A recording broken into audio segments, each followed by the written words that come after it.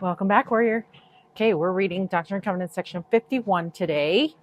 And section 51 has 20 verses. So here's the background on 21, the historical background.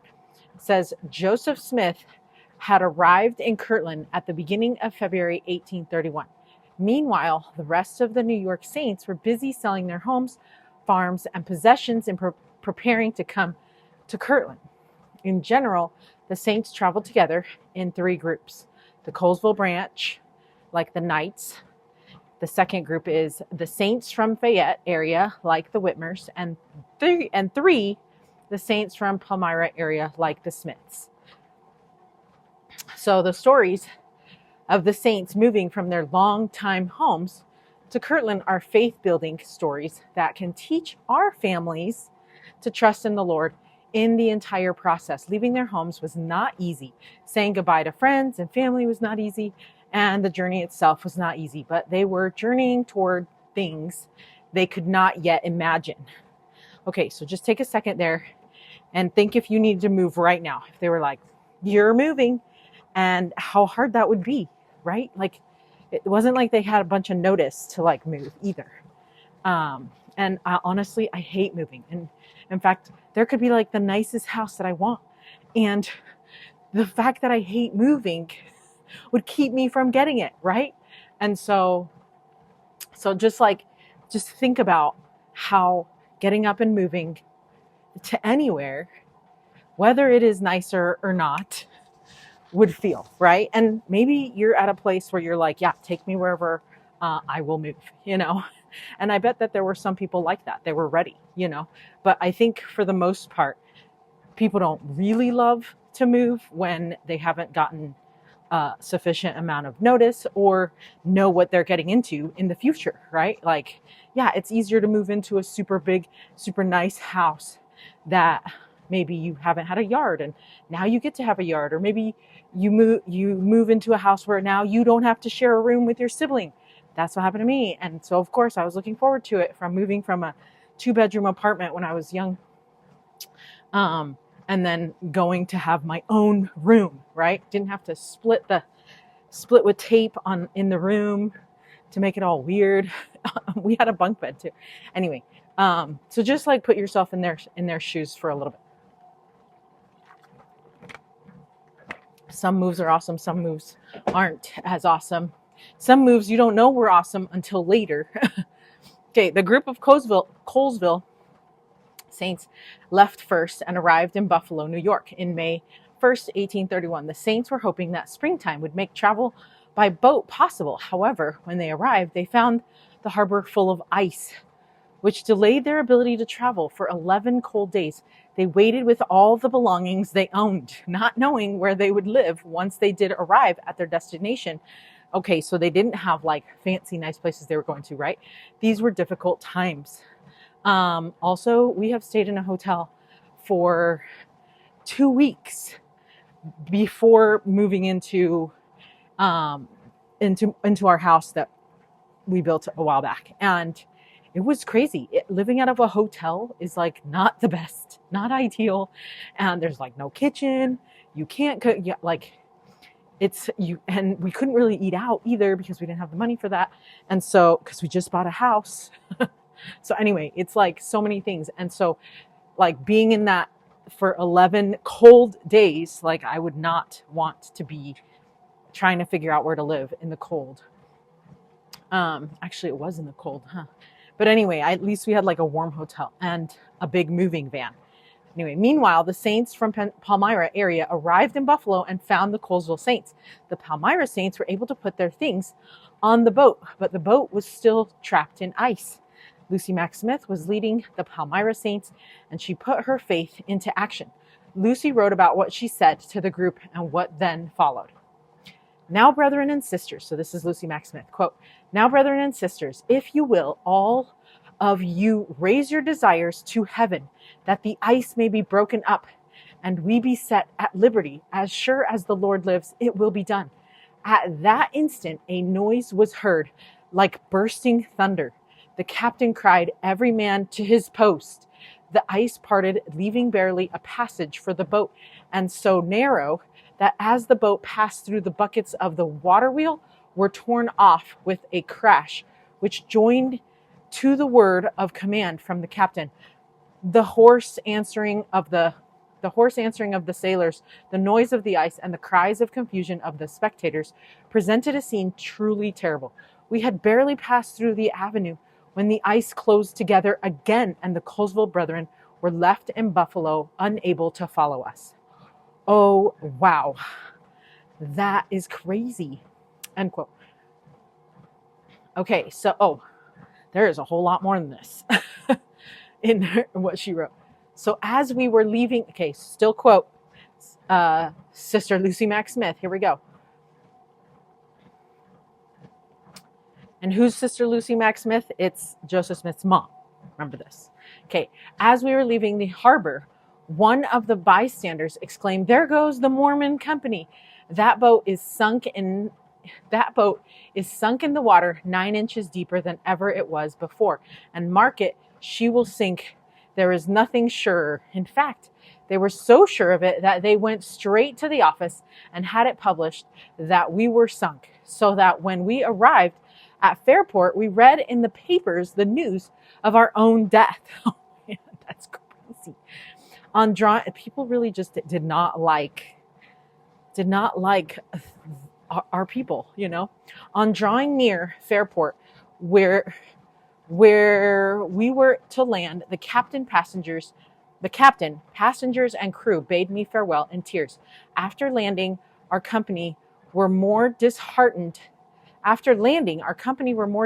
than ever, and the brethren came around me and requested that I should set their wives to sewing blankets together and making tents of them, that the men might camp by their goods and watch them, for they had no hopes of getting any further.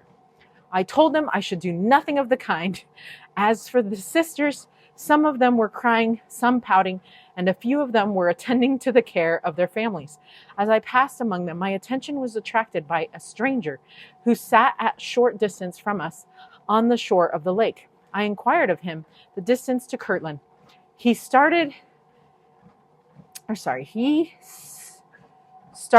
up, exclaimed, "Is it possible that this is Mother Smith? I have sat here looking for you these 3 days." Replying to his question in the affirmative, I asked him if it would be possible to procure teams to take our goods to Kirtland.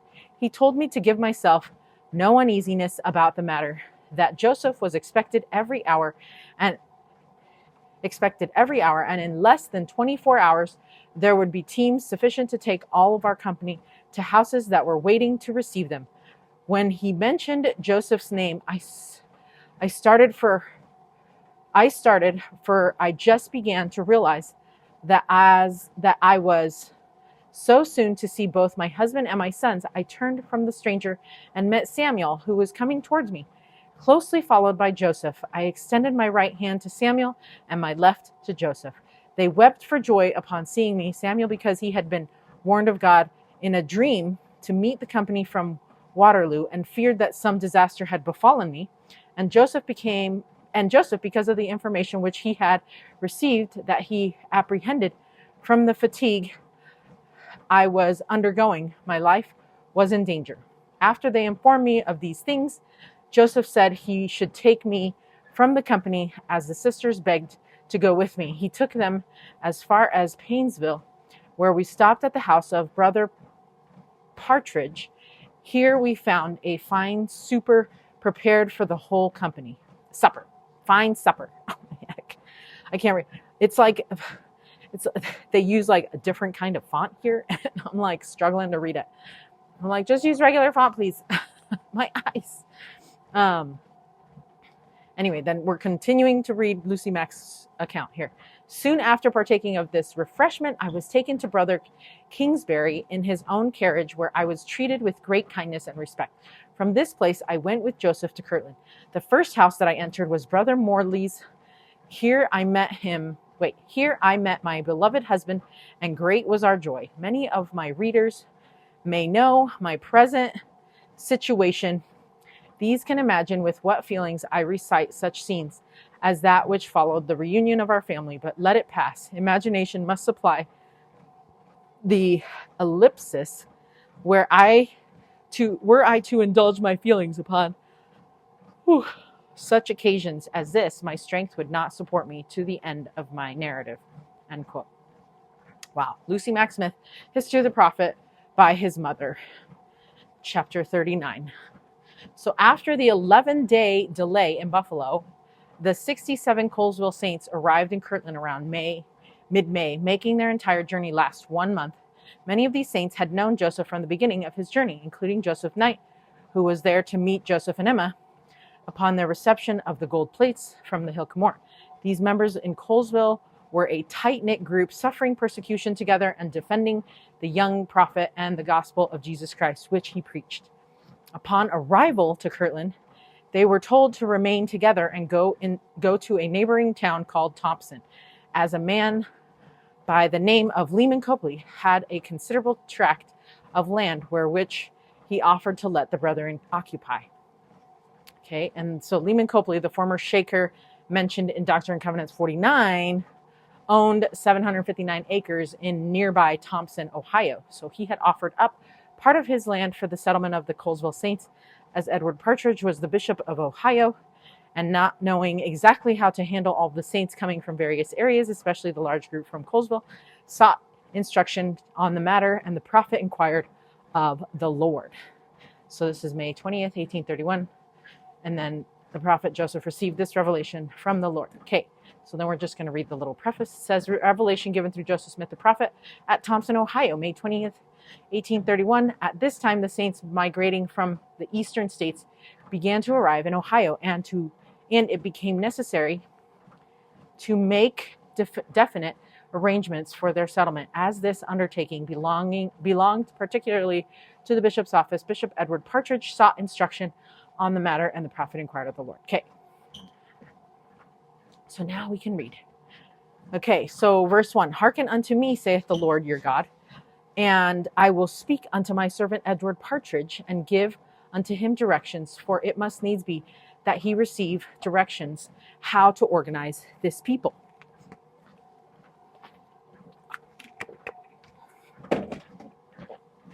Okay, so this revelation was directed to Edward Partridge because he was the bishop and therefore had been called to oversee the temporal well-being of the saints, of these saints who had been continuing to gather in Kirtland. So with each new person arriving, shelter and food needed to be found. This was a busy time for Bishop Partridge, for he was carrying a heavy burden. And as you study this revelation, notice how the Lord guided Bishop Partridge so that he can care for these saints. And if you keep thinking of partridge in a pear tree while you're reading this, that makes sense, because so am I. Okay. All right, so let's see. Verse 2, for it must needs be that they be organized according to my laws, if otherwise they will be cut off. Wherefore, let my servant Edward Partridge and those whom he has chosen, in whom I am well pleased, appoint unto this people their portions, every man equal according to his family, according to his circumstances and his wants and needs. And let my servant Edward Partridge, when he shall appoint a man his portion, give unto him a writing that shall secure unto him his portion, that he shall hold it, even this right and this inheritance in the church, until he transgresses and is not accounted worthy by the voice of the church, according to the laws and covenants of the church, to belong to the church. And if he shall transgress and is not accounted worthy to belong to the church, he shall not have power to claim that portion which he has consecrated unto the bishop for the poor and needy of my church. Therefore, accounted worthy to belong to the church, he shall not have power to claim that portion which he has consecrated unto the bishop for the poor and needy of my church. Therefore, he shall not retain the gift, but shall only have claim on that portion that is deeded unto him.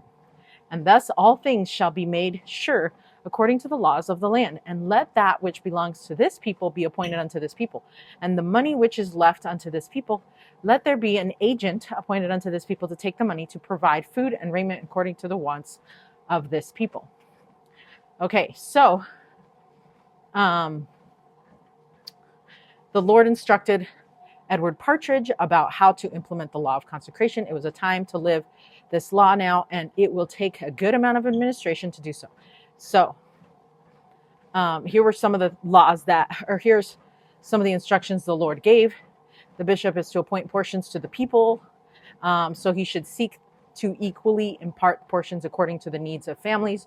One family should not be favored over another. When someone receives a portion, they will be given it in writing.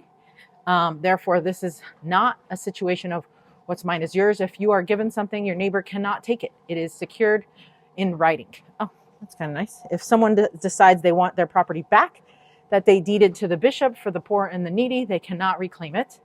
And in addition, there was to be an agent who would take care of the poor and needy with the funds, right? Okay, so then it says here from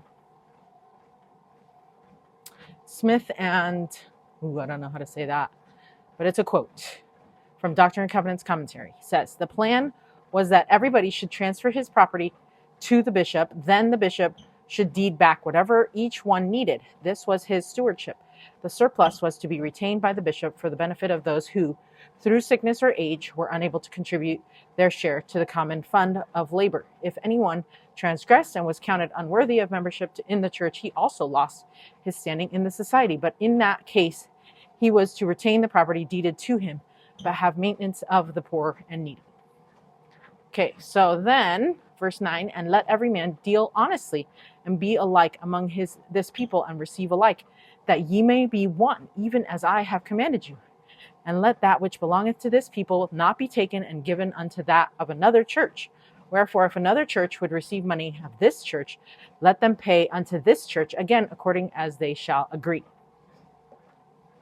So it would take a special people to be both willing and able to live the law of consecration at the time it was introduced. Also at any time. The way that they introduced the law this way, I think would be hard in our day as well. Recognizing their goodness, but also knowing of mankind's weaknesses, the Lord instructed these saints to deal honestly and be alike among this people and receive alike, that they may be one, right? And the Lord was preparing both physically and spiritually a Zion people.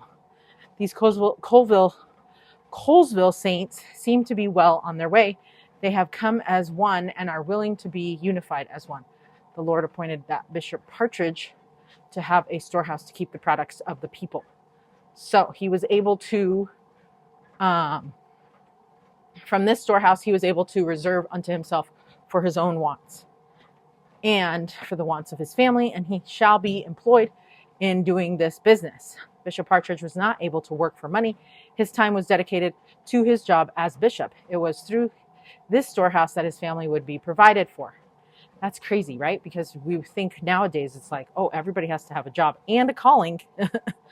So, okay, verse 12. And this shall be done through the bishop or the agent, which shall be appointed by the voice of the church. And again, let the bishop appoint a storehouse unto this church, and let all things, both in money and in meat, which are more than is needful for the wants of this people, be kept in the hands of the bishop. And let him also reserve unto himself for his own wants and for the wants of his family, as he shall be employed in doing this business. And thus I grant unto this people a privilege of organizing themselves according to my laws, and I consecrate unto them this land for a little season, until I the Lord shall provide for them otherwise, and command them to go hence. And the hour and the day is not given unto them. Wherefore let them act upon this land as for years, and this shall turn unto them for their good. Behold, this shall be an example unto my servant Edward Partridge in other places, in all churches. And whoso is found a faithful and just and wise steward shall enter into the joy of his Lord, and shall inherit eternal life. Verily I say unto you, I am Jesus Christ, who cometh quickly in an hour you think not. Even so, amen. Okay, so Brigham Young used these verses to teach about why we must always give all we have wherever we are. When he was the prophet, the saints had come to Salt Lake, but they longed to return to Zion. Notice what he said to them. He says, were I residing in a gathering place where I knew I could remain for 2 years and had $50,000 to spare, I would extend it in the best improvements I could and labor to improve until the last day of my remaining The Lord is gathering his people, and this is a city for the saints. A great many here are satisfied with a log hut. Some act as though they expected to be driven, and others say, we will soon go back to the center stake of Zion, and this house will answer my purpose till then. Let every mechanic and every scientific man of all classes and occupations and every woman improve to the best of their ability. I never saw a stone mason who thoroughly understood his trade. We have not a quarryman who fully understands getting out rock for the temple walls. Then how amid such ignorance are you going to properly lay the foundation of the New Jerusalem, the Zion of our God? End quote. Okay. So the Lord declared that this would be their land for a little season, right? Until he commanded them to go on. The truth is that they will not be there for long. Lehman Copley will soon decide to kick the Colesville Saints off his land, and the Lord will then send them to build up Zion in Independence, Missouri. However, notice the Lord's counsel to them to let them act upon this land as for years, or in other words, settle, build, plant crops, engage in society, and build as though you will be there for years, right? And I think there's a quote, of course, that says, bloom where you're planted, right? And I think I shared this experience before where I knew I was going to be somewhere for only 6 months, and it changed how I served. It was like, oh, well, I know that I'm only going to be here for 6 months in this ward, so I'm going to do my super best. I'm going to try so hard. I'm going to go full force, right? Because I knew that I was only going to be there temporarily. And I think sometimes it's nice to know when things end, at least for me, because then I can know how hard to go, right? Like, how hard to work if you only have to do it for like a minute. Like, for example, when you're working out, you're like, it's fine, I can do anything for a minute. And you're like, yeah. But when you have kind of like that ambiguous, like, I don't know how long we're going to be here, and I don't know how long this is going to be. And for me, it is really hard to like go all in because I don't know how long I need to do this for. And so when things are like, you got to act like you're going to be here for years, that would have been hard for me. And so I like definitely feel for the saints, like, okay, I'll act like I'm going to be here for years, but I'm going to have to pace myself. I can't do the whole go all in because I don't know how far that's going to be. And you do need to take care of yourself because there are seasons in your own life, right? And your family. And like, sometimes you have a newborn, sometimes you have a 5-year-old, sometimes you have a teenager, and each one of those phases, or maybe you have one of each like we do. And so it's like, sometimes it's like you have to have that knowledge of your own abilities and weaknesses so that you can plan things and you don't resent like your callings or your assignments and things, because the Lord's not trying to, he's trying to change you, right? He loves you as you are, but he's not going to leave you as you are, right? But at the same time, he's not trying to torture you, right? So like, if something is not working the way you thought, request a change, and that's okay. I think there is like that stigma where you have to say yes to everything, and you can't pray about things yourself, and because somebody else told you that was the calling that they got for you as an idea, like that you can't pray for it. No, of course you pray for things. We're all human people. Humans make mistakes too, and so we might interpret a prompting in a way that doesn't necessarily bless your life, but will bless, others. And so like, if it's not something that you can do, or you don't think you can do, or, you're always going to be serving with the Lord. But if it's something that you're like, I can't do that right now, that's okay. It's okay. I don't judge you. It's fine. Go pray about it. Make sure you pray about things. But yeah, so I'm kind of with the saints here. I like feel for them because I know how hard that would have been for me. And so I try not to judge, because it's like, I wasn't there and I don't know. But the thing that overall I'm understanding from all these sections that we're reading is just like, my testimony of Joseph Smith just kind of continues to increase.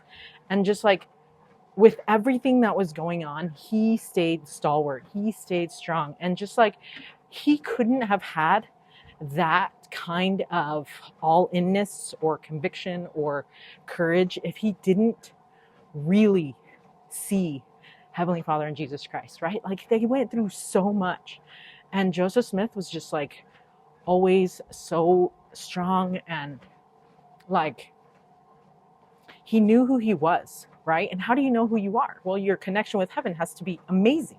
To know who you are, to have enough courage to stand up to people and to do things that people don't normally do. And so I really love Joseph Smith, how he was just courageous and just didn't care about what other people thought and only cared about what Christ thought. And that was the most important thing. And he would do whatever it took. And whatever the Lord wanted him to do, he would move people around. He would do things. Imagine all the fighting and all that stuff, murmuring and things that would have happened with all this. So much, right? But he stayed strong. So anyway, testimony of a prophet, Joseph Smith, just continues to increase as I move through these chapters, through these sections. Right? Like, who would do all this? And who would put up with all this? And who would suffer all this if he hadn't seen Heavenly Father and Jesus Christ? Like, nobody. Like, you don't get paid enough to put up with this mess. You know what I mean? So it had to be, has to be true, has to be. And like, nobody would invent this either, just for fun. Okay, I'm going to go get the Read It, Live It, and we'll be right back. Okay, and you might be thinking, oh yeah, but